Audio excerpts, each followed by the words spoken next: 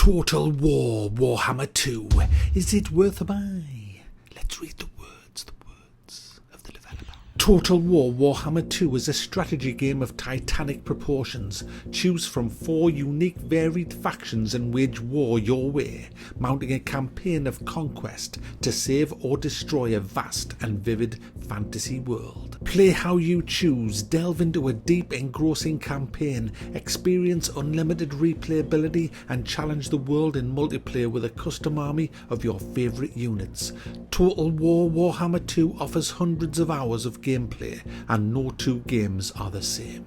Now, when I first saw this, I thought, oh, yeah, here we go. The first one was good, so what you're doing, you're just copying and pasting it. It should be an add-on or even a DLC. So I was kind of sceptical, you know, because I am sceptical. Living in today's world, you're bound to be... No, I'm not going to go... No, Mac. Well, the good news is this plays totally different to the first one. Totally different. And that's because of the great Vortex. This is a swirling magical maelstrom which is flying above the map. And what this is, it was created by the High Elves and it's broken. It's not swirling as it should. They haven't kept up the maintenance on it and it's gone a bit, guys. And all the factions of the world have seen that it's a bit, you know, it's a bit broken. Now, because it's a bit broken, it is vulnerable for takeover, and whoever controls the Vortex controls Dune. And that's what the game is. You've got to get control of the Vortex, and so does every other faction. And how do they do it? Well, they have to do rituals. There's 5 rituals that have to be done before you can take control of the Vortex. To do a ritual, you need to collect ritual currencies called strengths from. Now, you get these from questing. There's quests that you have to do. You'll be given lots of quests as you're going through. It's a bit RPG-ish, actually. You'll get lots of quests to do stuff.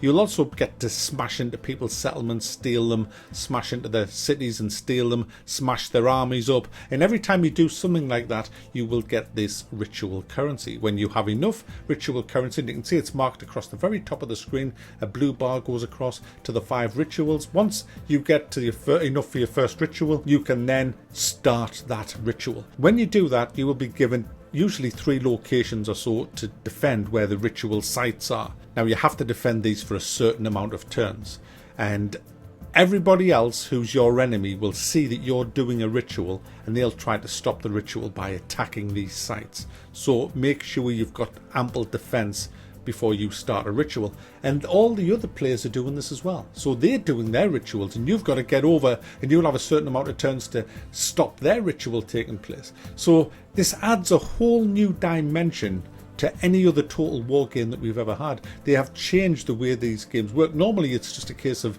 conquering so much percentage of the map or all of the map, depending on how you've set your game up. But this is a brand new thing. And there's a lot of new things. Loads of UI updates as well that make the game easier to control.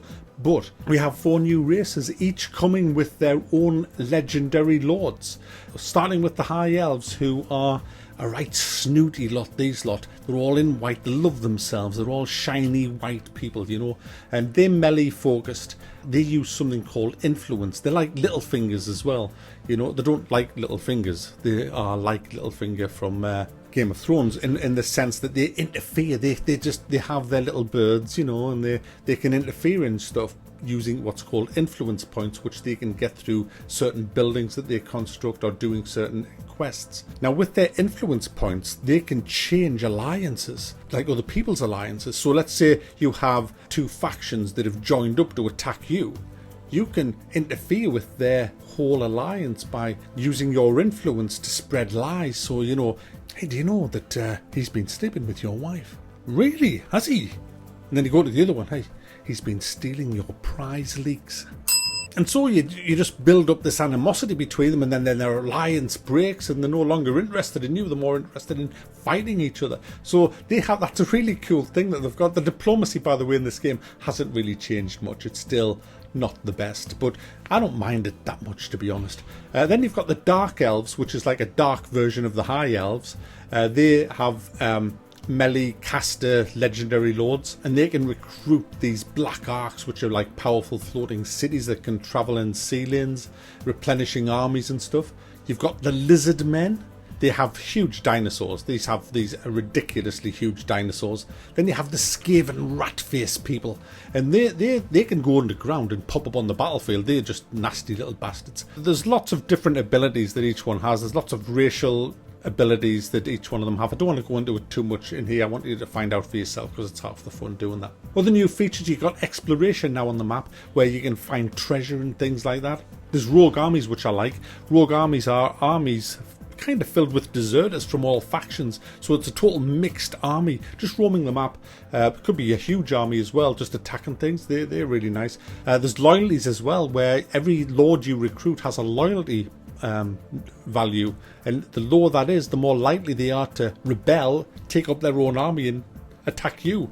So you've got to watch out for that. A whole new trait system has been put in. You've got storms at sea, you've got reefs and shallows, you've got a universal territory capture, whereas in the first one you couldn't do this, but now you can conquer and occupy any other settlement on the map, which is nice. But one of the biggest things that's coming, and it's not in yet, it's going to be a free update. Anyone who owns this game and the first one is going to get a brand new map combining both maps with all of these factions from both games. So basically you're going to have 295 settlements and, get this, 117 starting factions.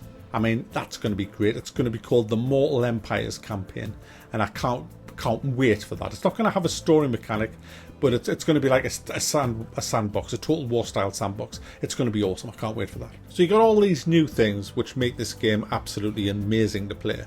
The campaign is so much fun with the Vortex. It has you on your toes all the time.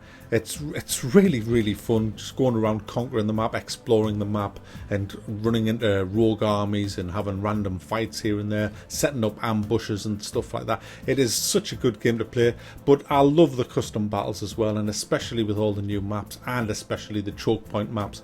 Just setting up battles like the Battle of Thermopylae, where you put some shield units plugging the whole load of archers behind them and just bringing on a huge army to try and get through. It's so much fun. Hours and hours of fun to have there. It runs great as well. Here's the graphic settings for this game. I've got everything on ultra, running on a 1070, not having any issues whatsoever. Runs great, and it looks great, and it sounds great as well. The sound and noise of the armies as they march towards you is just phenomenal. It's a really good game. It's got a nice soundtrack as well. If you've never played a Total War game, I've got some good news for you. It's got a brilliant tutorial system, this. I love the tutorial. Some people don't like it. I love it. I love the tutorial system in this. And the guy who does it, it sounds like him from 300. It's a really good voiceover. He's got such a great gruff British accent as he takes you through the tutorial. Natural resources are abundant in this place, my lord. Capture it, and its riches will be yours. So it's got something for everybody. It's one of the, if not the best Total War game ever made. I think the whole edition of the Vortex is just a masterstroke. It makes the game totally different. I was getting kind of sick of the Total War, the way it was, more of the same, but this adds that something different, so it's nothing like the last one. The only gripes I've got with it is I'm not a massive fan of all the magic in this game. I wasn't a massive fan of the magic in the last one, but it is in a fantasy setting. But when you're on the battlefield and you see all these bright colours lighting up all over the place, it kind of makes it a bit cartoony. I kind of like the old arrows, and I'm more of an arrows, shield and sword and cavalry strike guy than all this micromanagement of magic and stuff. There is and that's my other gripe, that the micromanagement can get a little bit overwhelming at times, especially on the campaign map when you've got a lot of armies going around, you've got a lot of settlements and you're still building a lot of them up. There's a lot to do on your turn and it can take a while, but hey, that's the name of the game. But the payoff is some amazing battles when you do get attacked. Why anyone would ever auto resolve a battle in this game is beyond me. The battle scenes are just phenomenal. They look great, sound great, and they are great to play. So there you go, guys. Total War Warhammer 2 is a big step forward in the Total War games, and it's probably my favourite yet, the best one yet. And when this new free campaign comes out, I'm going to have so much fun with the 117 factions. It's definitely worth a buy, well worth picking up, whether you're a seasoned Total War player or you're a brand new virgin to this game. It's definitely worth buying.